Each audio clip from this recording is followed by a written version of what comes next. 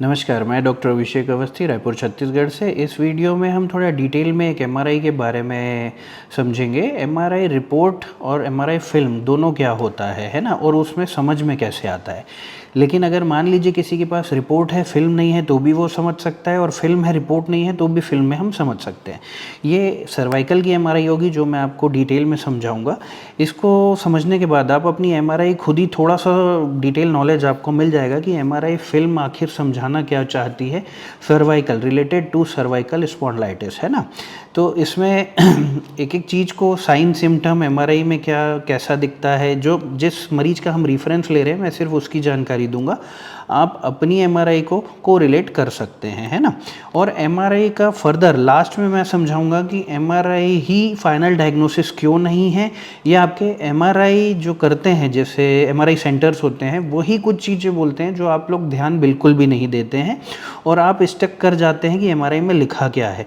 लेकिन उससे ज़्यादा इम्पॉर्टेंट लास्ट में लिखा रहता है। 90% एमआरआई सेंटर्स इस चीज़ को यूज़ करते हैं।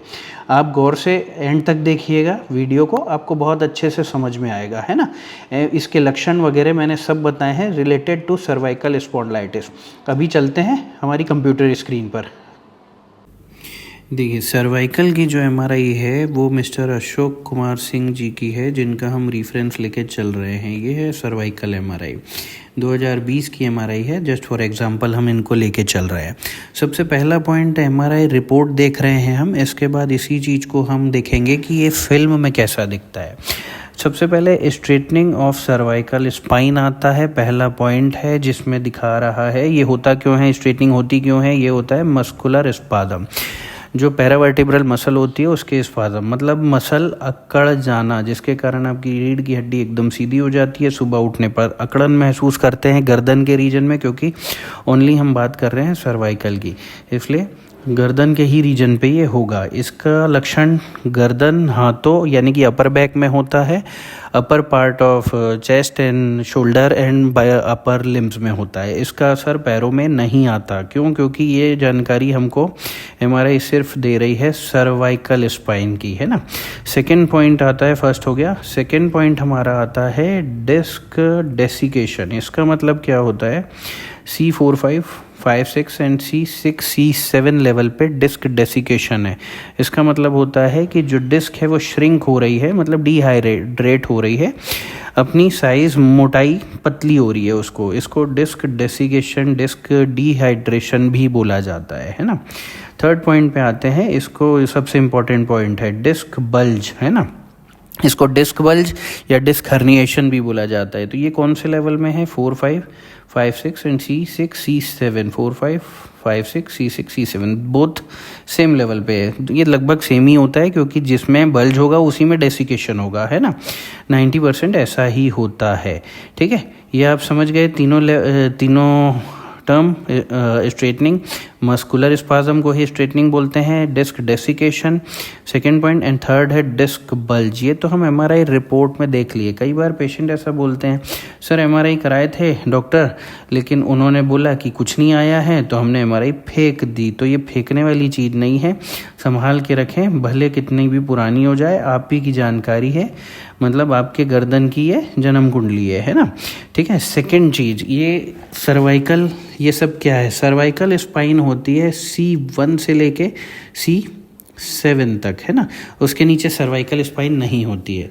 अब ये स्पाइनल कॉर्ड है क्या, गर्दन, ये जो हमारा ब्रेन है, यानी कि दिमाग, मस्तिष्क जिसको हम बोलते हैं, इसका एक्सटेंडेड पार्ट है, जो कि हमारी रीढ़ की हड्डी में नीचे उतरता है। ऊपर दिमाग होता है, नीचे उतरता है। ये जो नीचे उतर रहा है ना, इसको हम बोलते हैं स्पाइनल कॉर्ड। ये रीढ़ की हड्डी से लंबर स्पाइन, मतलब कमर तक जाता है ना। तो हम सर्वाइकल की बात कर रहे हैं। पहला था हमारा क्या, straightening cervical spine, paravertebral muscle spasm लगभग आप, मैं नहीं जानता, मैं आइडिया दे देता हूँ, थोड़ा बहुत जानकारी आपको मिल जाएगी। गर्दन की हड्डियाँ यहाँ लिखा हुआ है C1 से C7, तो इसमें ये दिखा रहा हूँ दूसरे उसमें, जिसमें थोड़ा आप अच्छे से समझ जाओ। कभी भी आपकी रीढ़ की हड्डी लचीली होती है, उसमें कर्वेचर होते हैं, गर्दन में कुछ कर्वेचर होता है, थोरेसिक में कुछ होता है, लंबर में कुछ होता है। तो ये जो कर्वेचर है मतलब उसका शेप जो होता है ना, वो एकदम सीधा हो जाता है, अकड़ जाती है, मसल उसको अकड़ा देती है। मस्कुलर स्पाज्म मतलब मसल अकड़ने से रीढ़ की हड्डी गर्दन की हमारी सीधी हो जाती है, इसका मतलब है स्ट्रेटनिंग, है ना। ठीक है, सेकेंड पार्ट में आते हैं, डिस्क डेसिकेशन। जनरली तो ये दिखा नहीं पाऊंगा इसमें, लेकिन फिर भी समझाने की कोशिश करता हूँ। देखिए ये है C2-3, इसके बीच में जो डिस्क की मोटाई है अच्छी दिख रही है ना। अब यही चीज़ हमको देखना है इस लेवल पे, इनके बीच में और इनके बीच में, है ना। तो अगर आप ये गौर करोगे कि इसकी मोटाई और इसकी मोटाई कैसी है, तो ये आपको पतला दिखेगा इसके कंपेयर में, क्योंकि ये अपनी जगह से थोड़ा बल्ज आउट हो गया है। तो डिस्क डेसिकेशन आप समझ गए, जो डिहाइड्रेशन मतलब श्रिंक हो गई है आपकी डिस्क, वो है रेड में जो मैंने मार्क करी है, और ये ही डिस्क अपनी जगह से बाहर निकली है, इसको बोलते हैं, जो बाहर निकला है इसको हम बोलते हैं बल्ज, है ना। और ये है डिस्क डेसिकेशन, है ना। तो ये है एक छोटी सी जानकारी जो मैं आपको समझा रहा हूँ, इसको बोलते हैं डिस्क बल्ज, है ना। ये ठीक है, ये आता है। लेकिन अब हमारे MRI में क्या लिखा था, कौन कौन से लेवल में डिस्क बल्ज है। डिस्क बल्ज है C4, C5, C5, C6, C6, C7। तो ये अब ये 3 हमने हड्डियों को मार्क कर लिया, जो C4, C5, C6, C7 है ना। अब इनके बीच में जो डिस्क है, जो यहाँ पे आप देख रहे हो अपनी जगह से बाहर निकली हुई है, थोड़ा ऐसा प्रोट्रूड किया गया है, इसको डिस्क बल्ज, हर्निएशन, प्रोट्रूजन, ये सब नामों से जाना जाता है MRI लैंग्वेज में। देसी भाषा में सर्वाइकल स्पॉन्डिलाइटिस, नव दब जाना गर्दन के लेवल में, इस नाम से हम समझाते हैं, है ना। ठीक है, सेकेंड चीज़ आती है कि इसके लक्षण क्या होते हैं। इसके लक्षण क्या होते हैं, किसी को गर्दन में ही दिक्कत होती है, लेफ़्ट और राइट, केवल गर्दन में दिक्कत होना। किसी को गर्दन से होते हुए ये दिक्कत कहाँ पे आती है, कंधे तक आती है, किसी को लेफ़्ट कंधे में, किसी को राइट कंधे में। पहला आता है गर्दन, गर्दन से किसी को लेफ़्ट कंधा, किसी को राइट कंधा, फिर कंधे के बाद ये आती है हाथों में, हाथों में एल्बो तक मतलब कोहनी तक, और किसी को आती है फिंगर्स तक, है ना। तो ये ऐसा होता है फिंगर्स तक इसी रूप में, है ना। तो ये जो मैंने आपको रूट बताया, किसी को लेफ़्ट साइड होता है, किसी को राइट साइड होता है। अब लेफ़्ट होगा, हो सकता है किसी को केवल गर्दन में हो, किसी को गर्दन और शोल्डर में हो। ये पीछे मतलब स्कैपुलर ब्लेड जो रहती है पीछे आपकी स्कैपुला, वहाँ भी होता है, इसका असर वहाँ भी होता है, आगे चेस्ट में भी होता है। किसी को गर्दन, कंधा, कंधे के बाद अपर लिम मतलब बाइसेप ट्राइसेप में होता है, किसी को एल्बो तक लिमिटेड रहता है, और किसी को पूरे पंजे तक आ जाता है हाथ के, है ना। तो ये सब अलग अलग मरीजों पे अलग अलग लक्षण होते हैं, किसी को ये लक्षण लेफ़्ट में होते हैं, किसी को राइट में होते हैं, है ना। तो ये उसके साइन सिम्टम हो गए। सर्वाइकल क्यों होता है वो मैंने आपको समझा दिया। इसके ट्रीटमेंट पे आते हैं। ट्रीटमेंट हर किसी डॉक्टर का अलग होता है, कोई सर्जरी करता है ना, कोई नहीं करता है, कोई फिजियोथेरेपी करता है। मेरे प्रोसेस की जानकारी मैं आपको दे रहा हूँ, मैं सिर्फ और सिर्फ मेडिसिनल ट्रीटमेंट करता हूँ, जिसमें पेन किलर और स्टेरॉइड्स हम बिल्कुल यूज़ नहीं करते, है ना। ये जो मेडिसिन मैं यूज़ करूँगा ये आपको सर्वाइकल स्पॉन्डिलाइटिस मतलब ये जो सर्वाइकल में डिस्क बल्ज है इससे निजात दिलाती है। 90% इसमें सबसे जल्दी रिजल्ट आता है। वापस आने की संभावना कब होती है, ठीक होने के बाद, चोट लगे, एक्सीडेंट हो जाए, वापस से आप अपनी क्षमता से ज़्यादा कार्य करने लग जाएं तो ही वो वापस आता है, अन्यथा वापस आने की संभावना इसमें एकदम निल होती है, ना के बराबर, है ना। इसका ट्रीटमेंट कई तरीके से होता है, सर्जरी भी होती है, लेकिन मैं सिर्फ आपको अपनी ट्रीटमेंट की जानकारी दे रहा हूँ। दूसरे की ट्रीटमेंट की जानकारी मुझे नहीं पता, जैसे कि मेरे इलाज की डिटेल उनको नहीं पता, उसी तरीके से उनके इलाज की जानकारी मुझे नहीं पता कि वो क्या करते हैं, है ना। ठीक है, अब इसमें अगर कोई भी आपको रिलेटेड टू सर्वाइकल कोई डाउट्स होगा तो आप बिल्कुल क्वेश्चन कर सकते हैं और मैं आपको उसके जवाब दूंगा। हमारी डिटेल डिस्क्रिप्शन बॉक्स में दी हुई है कि मैं कहाँ हूँ, मेरा एड्रेस, पूरा टाइमिंग, ये सब दिया हुआ है। मैं रायपुर और उड़ीसा में बरपाली में मिलता हूँ, तो आप मेरे को कहीं भी मिल सकते हैं, अपॉइंटमेंट लेके आप कभी भी आ सकते हैं। सेकेंड पार्ट आते हैं जो कि हमारा लास्ट पार्ट है आज का, कि एमआरआई में क्या डिटेल होती है।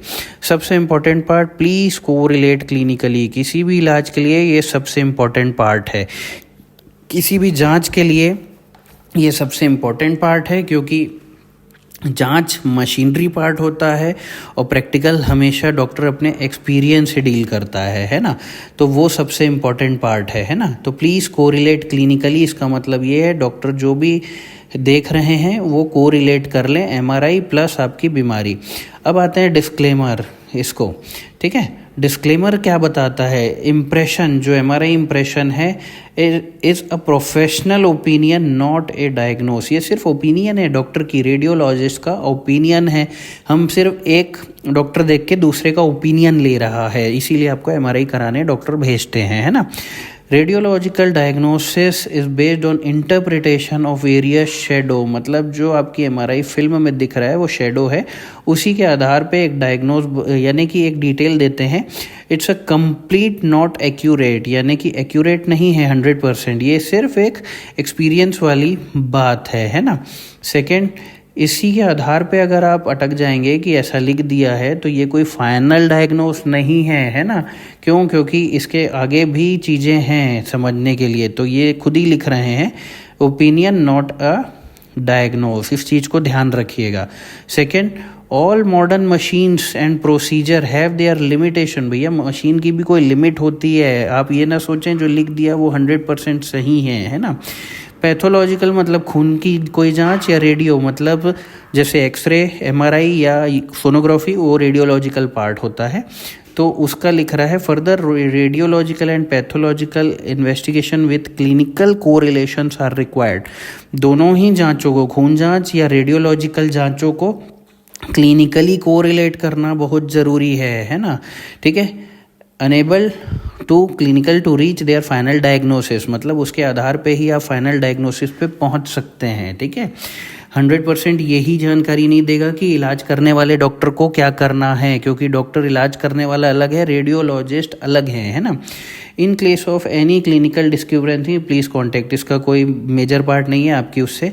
हार्ड कॉपी अटैच, यानी कि जो एमआरआई हार्ड कॉपी दी रहती है वो भी इसमें दी गई है।